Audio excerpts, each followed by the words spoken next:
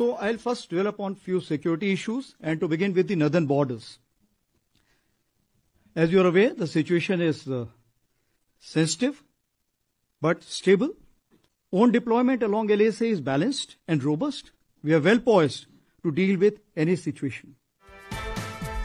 ভারতের সীমান্ত সর্বত্র সুরক্ষিত আছে জানিয়ে দিলেন ভারতের সেনাপ্রধান। কিন্তু বাংলাদেশের যুদ্ধজিগির ভোলাতে ভারতের ঠিক ওই ৫-৬টা দিন মাত্র লাগলো। যুদ্ধ খেলা শেষ করে আপাতত বাংলাদেশ আবার যে গর্তে ছিল সেই গর্তে ঢুকে গেছে। কেন বলছি এ কথা?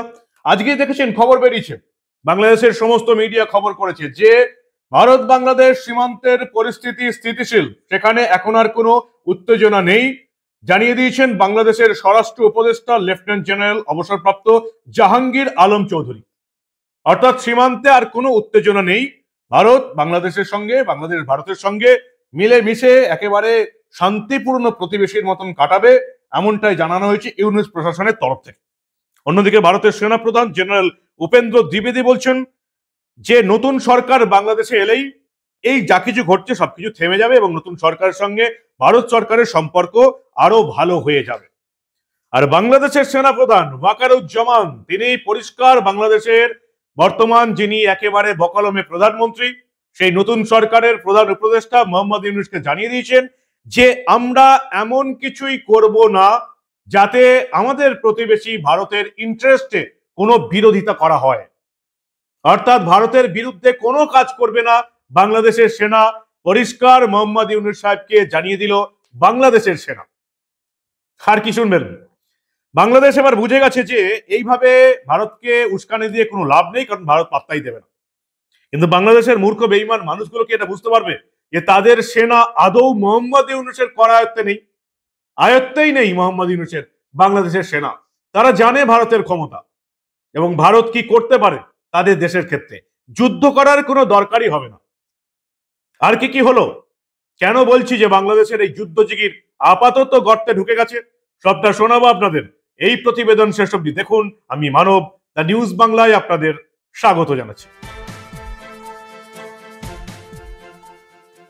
আপনারা দেখেছিলেন যে গত কয়েকদিন ধরে নদিয়া, মালদা, কোচবিহার, ত্রিপুরা কিভাবে ভারতের বর্ডার সিকিউরিটি ফোর্স বিএসএফ এর পায়ে পা দিয়ে ঝগড়া করছিল বিজিবি, বর্ডার গার্ড বাংলাদেশ, পায়ে পা দিয়ে কখনো নিজেরা ঝামেলা করছিল, কখনো অনুপ্রবেশকারীদের ঢুকিয়ে ত্রিপুরা সীমান্তে যেটা হলো একেবারে বিএসএফ এর বন্দুক ছিনিয়ে নেওয়ার চেষ্টা করছিল।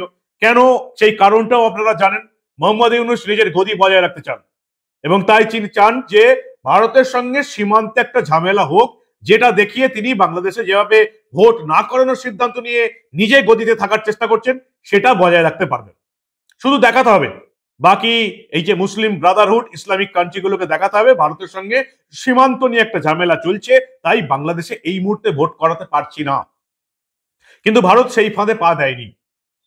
এমনকি ভারতের দেশের মধ্যেও কেন্দ্র সরকারের বিরোধী মানে বিজেপি বিরোধী বিভিন্ন দল এবং তাদের সমর্থকরা এই ভারত কি করছে, কেন অপদার্থের মতন কাজ করছে, কেন কোনো ব্যবস্থা নিচ্ছে না, এই সমস্ত সোশ্যাল মিডিয়ায় পোস্ট করে যাচ্ছিল। কিন্তু কূটনৈতিক লড়াইটা যে অন্যরকম হয় সেটা বোঝার সম্ভাবনা তাদের নেই। একটা ঘটনা আপনাদের বলছি যেটা আজকে ঘটেছে, শুনুন ভালো করে। বাংলাদেশে কেন ভোট করানো যাবে না সেই নিয়ে ইউনূস সরকারের উপর বিএনপির তরফ থেকে আবার চাপ সৃষ্টি করা হলো। বেগম খালেদা জিয়া এই মুহূর্তে আপনারা জানেন বিদেশে আছেন চিকিৎসার জন্য, তার ছেলে তারেক তিনিও বিদেশে আছেন। ফলে বিএনপির পুরোপুরি নিয়ন্ত্রণের ভার এখন দলের মহাসচিব মির্জা ফখরুল ইসলাম আলমগীরের হাতে। সেই বিএনপির মহাসচিব মির্জা ফখরুল ইসলাম আলমগীর আজকে আবার বলেছেন জুলাই আগস্টের মধ্যেই ভোট করাতে হবে। সংবিধান সংশোধনী হোক, ভোটার লিস্ট সংশোধনী হোক বা ভোটের কোনো কিছু পরিবর্তনই হোক, যা কিছু করার জুলাই আগস্টের মধ্যে ভোটের আয়োজন করা সম্ভব। ইউনূসের উপর চাপ বাড়িয়ে পরিষ্কার জানিয়ে দিয়েছেন বিএনপি নেতা, বিএনপি মহাসচিব এই মির্জা ফখরুল ইসলাম আলমগীর। ফলে বাংলাদেশে ইউনূস সরকারের উপর চাপ আছে ভোট করানোর। ইউনূস সরকার 25-এ তো নয়, 26-এও ভোট করাতে চায় না। তার প্রেস সচিব ঘোষণা করে দিয়েছে 26-এর শেষের দিকে ভোট করানোর কথা ভাবা যেতে পারে। ফলে বিএনপি চাপ বাড়াচ্ছে, শুধু চাপ বাড়াতে তারা দীর্ঘদিনের বন্ধু জামাত, যে জামাতের সঙ্গে বাংলাদেশে তারা বহু বছর সরকার চালিয়েছেন, সেই জামাতের সঙ্গেও এখন কিন্তু বিএনপি নেতারা সম্পর্ক রাখতে চাইছেন না, কারণ জামাত চায় না এখানে ভোট হোক। জামাত চায় এভাবেই চলুক, হিন্দুদের উপর অত্যাচার করবো ইউনূস সরকারের সাহায্য নিয়ে। ফলে বিএনপি এই মুহূর্তে জামাতকে একেবারে হটিয়ে দিয়ে ইউনূস সরকারের উপর চাপ সৃষ্টির চেষ্টা করছে। আর এই মুহূর্তে সেজন্য যুদ্ধের জিগির তুলছেন ইউনূস সাহেব সীমান্তে। এবার সেই যুদ্ধের জিগির ভুলে গিয়ে একেবারে রাস্তায় চলে এলো বাংলাদেশ। তার কারণ হচ্ছে বাংলাদেশের আর্মি, তাদের আর্মির যিনি প্রধান সেই ওয়াকারুজ্জামান পরিষ্কার ইউনূসকে জানিয়ে দিয়েছেন যে ভারতের সঙ্গে বিবাদ করবেন না, কারণ ভারতের ইন্টারেস্ট নেই এমন কোন জিনিসের বিরোধিতা বাংলাদেশের সেনা করবে না। ঠিক কি ভাষা ইউজ করা হয়েছে ভালো করে শুনুন, আমি জানি আপনারা বুঝতে পারবেন। ঠিক এই ভাষাটা ইউজ করা হয়েছে। জেনারেল ওয়াকারুজ্জামান একেবারে জানুয়ারির প্রথম দিকে এই কথাটা ইউজ করেছিলেন, এবার আবার সেই বাক্যবান ইউজ করলেন মোহাম্মদ ইউনূসকে বোঝাতে। কি বললেন? পরিষ্কার বললেন, we will not do anything with our neighbour that goes against their strategic interest. আর একবার বলছি, ভালো করে শুনুন, we will not do anything with our neighbour that goes against their strategic interest. অর্থাৎ ভারতের স্ট্র্যাটেজিগত ইন্টারেস্ট নেই এমন কোন কাজ বাংলাদেশের সেনা করবে না। বাংলাদেশের সেনা কাকে জানাচ্ছে? মোহাম্মদ ইউনূসকে জানাচ্ছে। বকর আলমী বাংলাদেশের প্রধানমন্ত্রী, এখন নামেই ভারপ্রাপ্ত প্রধান উপদেষ্টা। অর্থাৎ মোহাম্মদ ইউনূস যেটা চাইছেন ভারতের সঙ্গে বিবাদ, সেটা করতে রাজি নয় বাংলাদেশের সেনা। অর্থাৎ বাংলাদেশের সেনা সম্পূর্ণ ক্ষমতা মোহাম্মদ ইউনূস সাহেবের কাছে এই মুহূর্তে এখন আর নেই। বাংলাদেশের সেনাপ্রধান ওয়াকারুজ্জামান, যিনি বহু জায়গায় নিজে অপারেশন করেছেন বাংলাদেশ এবং বাংলাদেশের বাইরেও, পরিষ্কার তিনি জানেন এই মুহূর্তে সামরিকভাবে ভারতের ক্ষমতা কতটা। ফলে ভারতের সঙ্গে বিবাদ করাটা একেবারেই অসম্ভব ব্যাপার। শুধু যদি সামরিক বিবাদ হতো তাও নয়, হতো ভারত থেকে যে কত রকম ভাবে সাহায্য পাওয়া যায় সেটা জেনারেল ওয়াকারুজ্জামান বাংলাদেশে জানিয়ে দিয়েছেন। আমি যেটা বারবার আপনাদের বলি, চাল, ডাল, গম, আলু, পেঁয়াজ, রসুন, মশলা সবকিছু যায় এই বাংলাদেশ থেকে। শুধু খাবারের কথাটা বললাম, ডিম ভারত 14 দিন বাণিজ্য বন্ধ করে দিলে খেতে পাবে না। বেসরকারি ক্ষেত্রে বিভিন্ন ব্যবসায়ীদের কাছ থেকে বাংলাদেশের ব্যবসায়ীরা কিনে নিয়ে যায়। শুধু তাই নয়, সরকারিভাবে মোহাম্মদ ইউনূসের সরকার গত মাসেই আপনারা দেখেছেন কয়েক লক্ষ টন চাল কিনেছে ভারত সরকারের হাতে পায়ে ধরে। ফলে ওয়াকারুজ্জামান পরিষ্কার ঘোষণা করে দিয়েছে যে আমরা আমাদের নেবার ভারতের সঙ্গে কোন রকম বিবাদ এই মুহূর্তে করার মতন পরিস্থিতিতে নেই, এবং আমরা আশা করছি যে আমরা ভারতের স্ট্র্যাটেজিক ইন্টারেস্টের বিরোধিতা যেমন করব না, তার বিরুদ্ধে গিয়ে যেমন কোনো কাজ করব না, তেমনি ভারতও আমাদের স্ট্র্যাটেজিক ইন্টারেস্টের বিরুদ্ধে গিয়ে কাজ করবে না। ভারত তো কোনোদিনই বাংলাদেশের স্ট্র্যাটেজিক ইন্টারেস্টের বিরুদ্ধে গিয়ে কাজ করে না। কোনো বহিঃশত্রু বাংলাদেশ থেকে বাংলাদেশের সুবিধা পাবে, ভারত এমন কোনো সুবিধা কখনো কোনো দেশকে করে দেয়নি আর দেবেও না। কারণ এই বাংলাদেশকে স্বাধীনতা দিয়েছে ভারতবর্ষ 1971 ঘটনা আপনারা সবাই জানেন। জেনারেল ওয়াকারুজ্জামান পরিষ্কার মোহাম্মদ ইউনূস সাহেবকে জানিয়ে দিলেন এই মুহূর্তে ভারত বিরোধিতা ছাড়ুন, সেরকম কোনো সম্ভাবনা বাংলাদেশের সেনা এখন দেখতে পাচ্ছে না। ফলে যুদ্ধের জিগির শেষ। অন্যদিকে এই যেটা আমি বললাম আগে, সেই কারণেই আমরা দেখেছিলাম যে দুদিন আগেই বাংলাদেশে ভারতের হাই কমিশনার প্রণয় ব্রাহ্মাকে ডেকে পাঠায় ইউনূসের সরকার। ভেবেছিল বেশ একটু ধমক দিয়ে দেবো, ডেকে পাঠাচ্ছি, কিন্তু তারপরেই দেখা যায় যে একেবারে বাংলাদেশের ডেপুটি হাই কমিশনার নুরুল ইসলামকে ডেকে ভারত যা বোঝানোর বুঝিয়ে দিয়েছে। এবং তারপরেই আজকে আমরা দেখলাম বক্তব্য এলো বাংলাদেশ সরকারের তরফ থেকে। বাংলাদেশের স্বরাষ্ট্র উপদেষ্টা লেফটেন্যান্ট জেনারেল অবসরপ্রাপ্ত জাহাঙ্গীর আলম চৌধুরী পরিষ্কার জানিয়ে দিলেন এই মুহূর্তে বিএসএফ বিজিবির কোনো ঝামেলা নেই, বর্ডারে কোনো অশান্তি নেই, জানিয়ে দেওয়া হলো বাংলাদেশের তরফ থেকে। এবং আমরা দেখলাম আমাদের দেশের সেনাপ্রধান জেনারেল উপেন্দ্র দ্বিবেদীও পরিষ্কার বলে দিচ্ছেন যে পারস্পরিক সার্বিক সম্পর্ক আমাদের স্বাভাবিক হবে যখন এই বাংলাদেশে নতুন নির্বাচিত সরকার ক্ষমতায় আসবে। যেটুকু বোঝানোর সেনাপ্রধান জেনারেল উপেন্দ্র দ্বিবেদী পরিষ্কার বলে দিয়েছেন, এই নির্বাচিত নতুন সরকার এলেই ভারতের সঙ্গে সম্পর্ক স্বাভাবিক হবে। অর্থাৎ ভারতও চায় যে বাংলাদেশে ভোট হোক, যেমন বাংলাদেশের বিএনপি চায় তেমনি ভারতও চায়।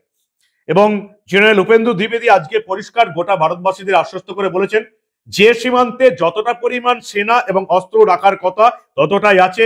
এই মুহূর্তে উত্তর পূর্ব একেবারে সেফ, কোনো চিন্তা নেই, না মণিপুর না মিজোরাম, উত্তর পূর্ব একেবারে সেফ আছে।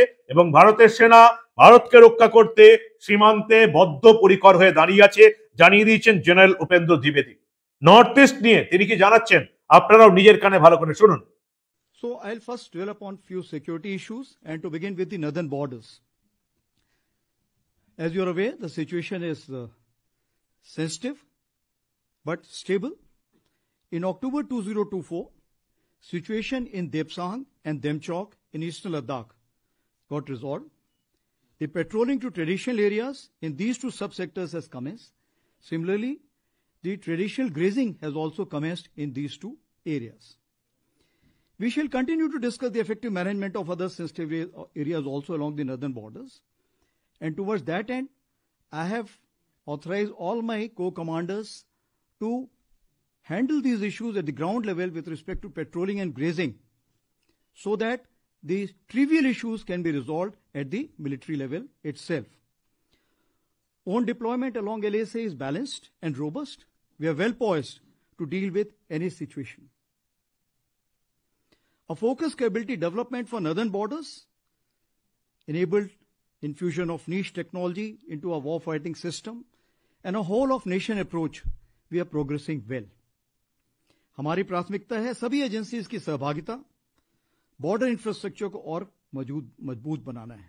বাংলাদেশ নিয়ে জেনারেল উপেন্দ্র দ্বিবেদী পরিষ্কার বলছেন, আমরা প্রতিবেশী, আমাদের দুই দেশকেই একসঙ্গে বাস করতে হবে, পরস্পরকে জানতে হবে, বুঝতে হবে, কোনো ধরনের শত্রুতা কারোর পক্ষেই ভালো নয়।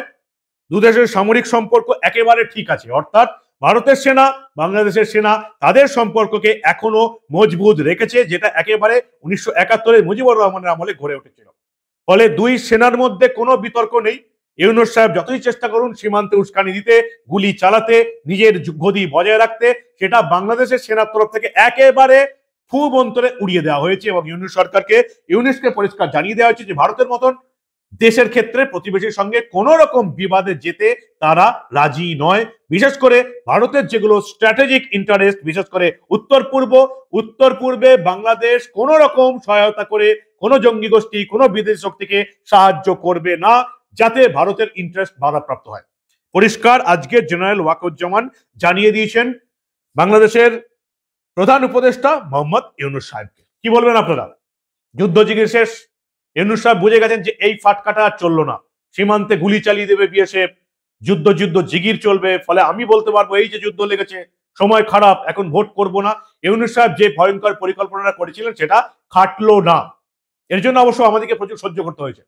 আমাদের এলাকায় এসে বিএসএফ কে বাধা দিচ্ছে, বিএসএফ এর অস্ত্র কেড়ে নিচ্ছে, আমাদের এলাকায় ঢুকে কাঁটাতারের বেড়া দিতে হচ্ছে না, এতটা ভারতবর্ষকে সহ্য করতে হয়েছে শুধুমাত্র এই মূর্খ বেঈমানগুলোর সঙ্গে শান্তি বজায় রাখতে। আমরা শান্তি বজায় রাখতেও পারি। আবার 1971-এ বাংলাদেশের নতুন করে যাদের বাপ বানিয়েছে সেই পাকিস্তানকে কিভাবে শিক্ষা দেওয়া হয়েছিল সেটাও আপনারা ভালো দেখেছিলেন। 90,000-এর বেশি সৈন্যকে আমরা খতম করে দিতে পারতাম, কিন্তু প্রাণ ভিক্ষা দিয়ে ছেড়ে দিয়েছে এই পাকিস্তানিগুলো। এগুলো মূর্খ বাংলাদেশি বেঈমানগুলো যত তাড়াতাড়ি বুঝবে ততই ভালো। বাংলাদেশের সেনা এই মুহূর্তে ইউনূস সাহেবের এই ভয়ঙ্কর চক্রান্তকে, ভারতবর্ষকে ডিস্টার্ব করা চক্রান্তকে একেবারেই সাপোর্ট করছে না। কারণ বাংলাদেশের সেনাপ্রধান ওয়াকারুজ্জামান জানেন আসল পরিস্থিতিটা ঠিক কি বলবেন আপনারা? যুদ্ধ জিগির ইউনূস সাহেবের ভয়ঙ্কর পরিকল্পনা এখানেই কবরে চলে গেল। আপনাদের মূল্যবান এবং গুরুত্বপূর্ণ মতামত জানান দা নিউজ বাংলার কমেন্ট সেকশনে। আর দেখতে থাকুন দা নিউজ বাংলা, বাংলার মেইনস্ট্রিম মিডিয়া, টিভি চ্যানেল, খবরের কাগজে এই ধরনের খবর দেখার আশা করবেন না। এর জন্য দেখতে হবে আপনাদের দা নিউজ বাংলা, কারণ আমরা আন্তর্জাতিক দুনিয়ার, বিশেষ করে যেখানে ভারত জড়িত, এই ধরনের কোনো ঘটনা চেপে রাখতে দেব না।